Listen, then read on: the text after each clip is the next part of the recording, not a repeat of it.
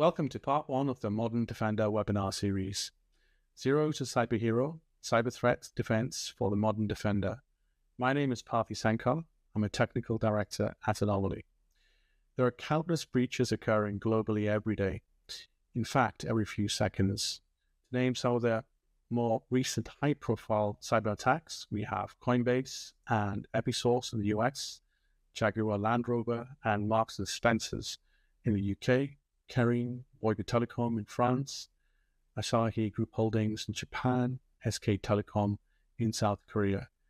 Some of the actors known to have caused these attacks, or at least some of these attacks, include Scattered Spider, Lapsus, Shiny Hunters.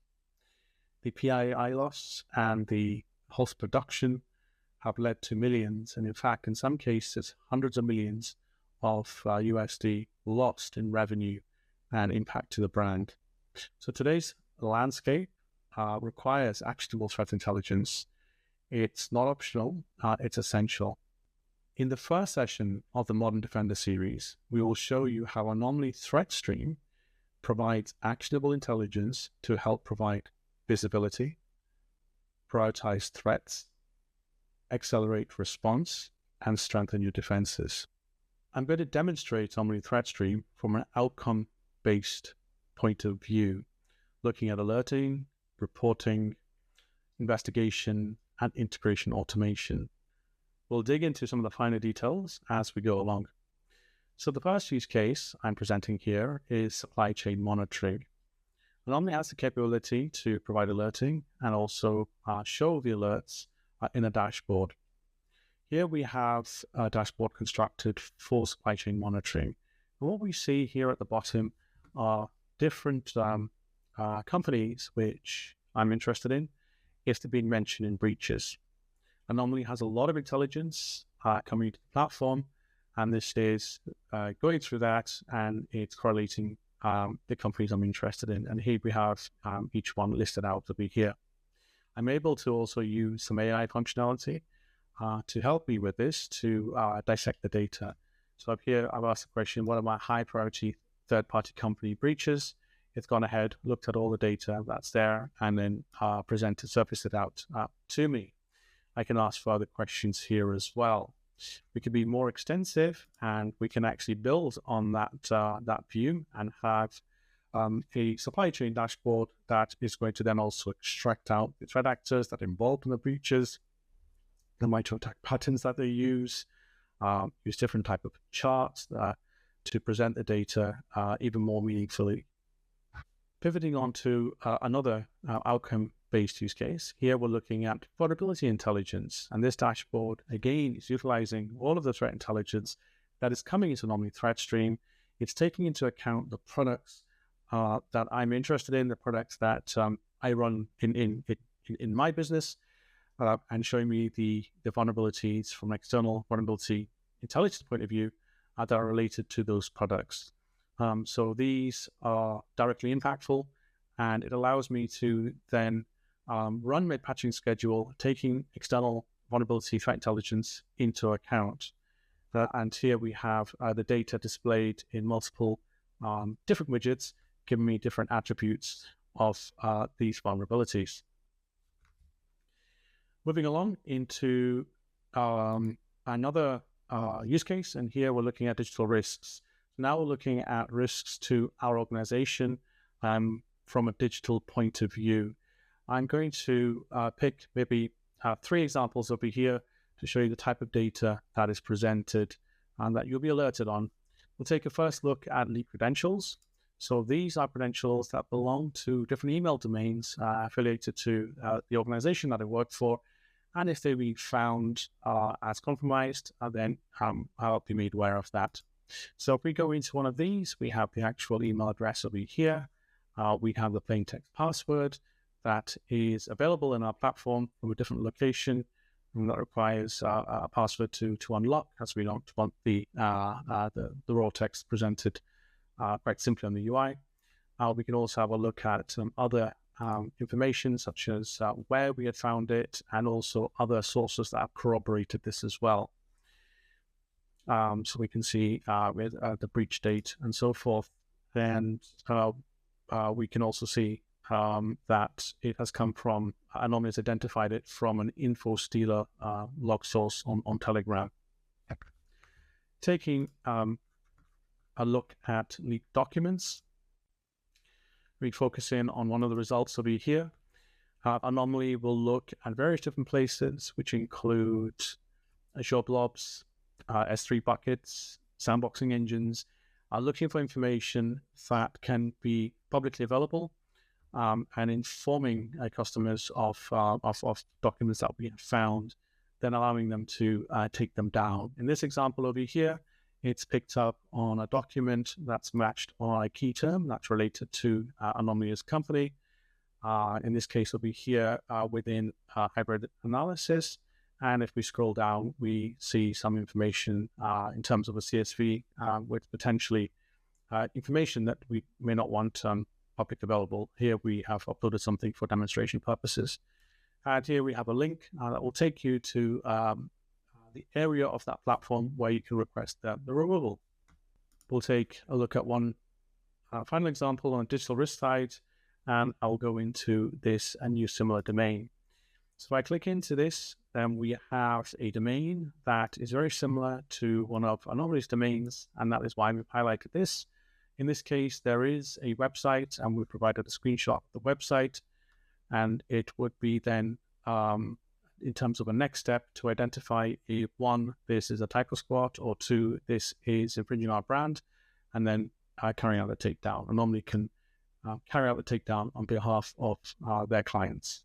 Next, we're going to take a look at attack surface management. Anomali also provides detailed information on an organization's external attack surface, whereby we're able to identify internet-facing assets and provide expired certificates, new vulnerabilities, exploitable vulnerabilities associated with the software running on those assets, ports which are open, including SSH, and if the software also is end of life. And that's presented to you from a risk point of view, allowing you to take action and then remediate and close these cases off.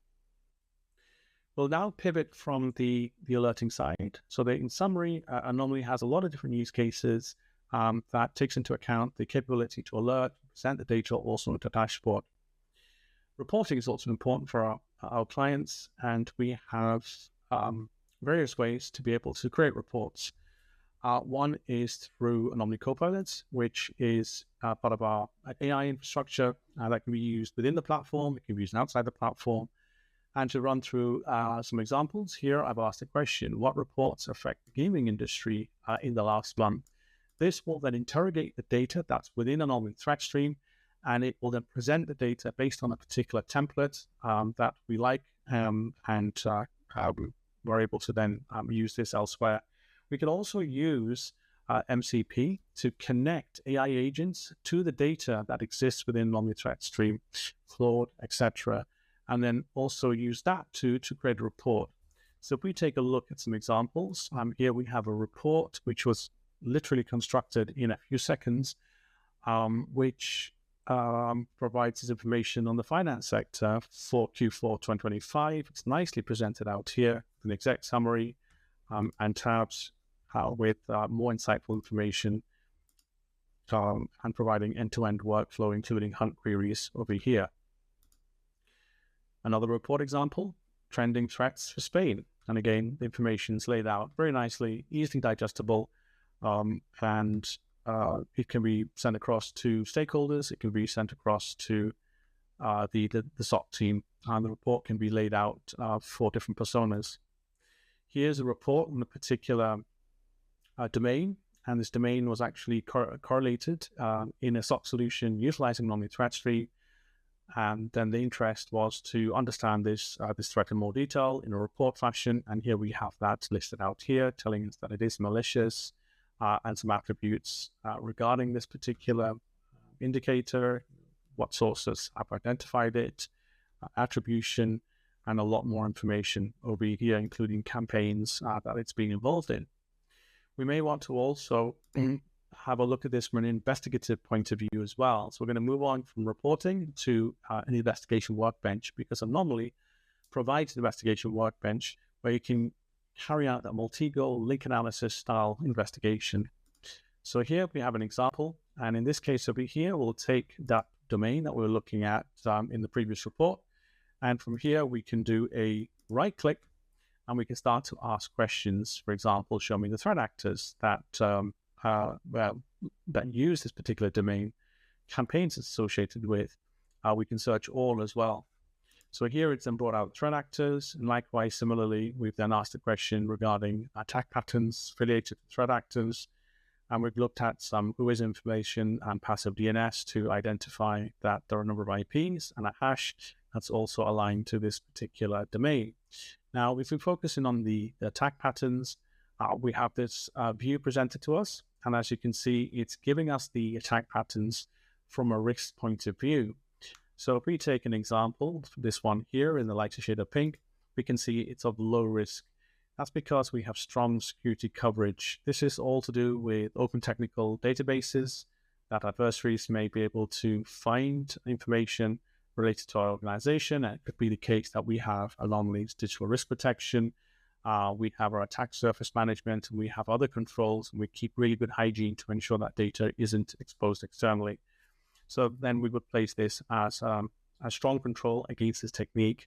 And as a result, the risk of this technique is low to organization, vice versa. If we look at another technique over here where we have weak coverage, this is to do with the auto-start registry keys and the startup folder where files can be placed over here to try and gather persistence.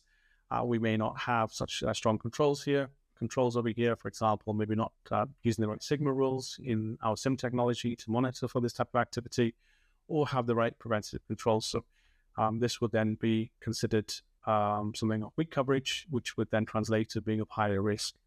So the reason that the risk is important here is the next stage. So what can you do with this information?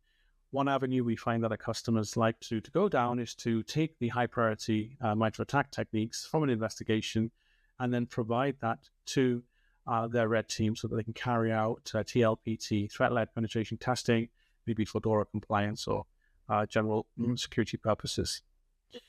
We can look at the indicators, the hash, the IP, and start to interrogate it as well using enrichments, the virus total, and a number of other enrichments. And in fact, we can run a recipe which would then run a series of these enrichments and association lookups so that all of this information can be presented on screen from one click. Now we're going to move on from the investigation capability to integration. So there's a lot that can be done in Anomali, as you can be seen, including through the use of AI, which more of that will come in the next part of the webinar series. But the ability to actually operationalize, to automate the operationalization of some of the threat intelligence to other security tools is also a very strong use case. Anomali is able to send data in an automated manner to hundreds of solutions out of the box, whether that be Sentinel into the threat intelligence table or into Splunk or any others. These solutions will then use that for their purposes. SIMs will use it for correlation, firewalls, EDRs, more for blocking purposes. So Anomali is very strong on that, and here we see a couple of examples of these integrations. As I mentioned, there are hundreds of integrations out of the box. Some of them are listed on our website. Anything that's not listed on our website may well be an out-of-box integration. And then we also make use of protocols such as Taxi, API, and others to be able to carry out integrations with, let's say, newer technologies that may come out into the market that we may not have the time to carry out the integration. So that's sort of the downstream integration where we are sending data, threat intelligence to solutions so that they can use it for monitoring or blocking purposes, or some solutions actually using Anomali ThreatStream as a lookup to further enrich data in their interface. But we can also take in data, and Anomali takes in data from hundreds of different sources. In fact, what I was showing you were the sources. These were some of the integrations. So if we look at the sources, we take data from against different categories, from third parties, Anomali sources their own. There's open source. There's ISACs and other places where we can do that. Anomali has integrations with hundreds of different vendors, and for any vendors that there isn't an out-of-box integration, maybe they're new to the market, Anomali is able to integrate with them as long as they have the capability to store intelligence using protocols like Taxi, API, and so forth. Here on our website, some of those vendors are listed, but we can provide a full list to any customers that are interested. Now, these integrations are considered downstream, where data is sent across to those solutions so that they can use it for monitoring and blocking purposes.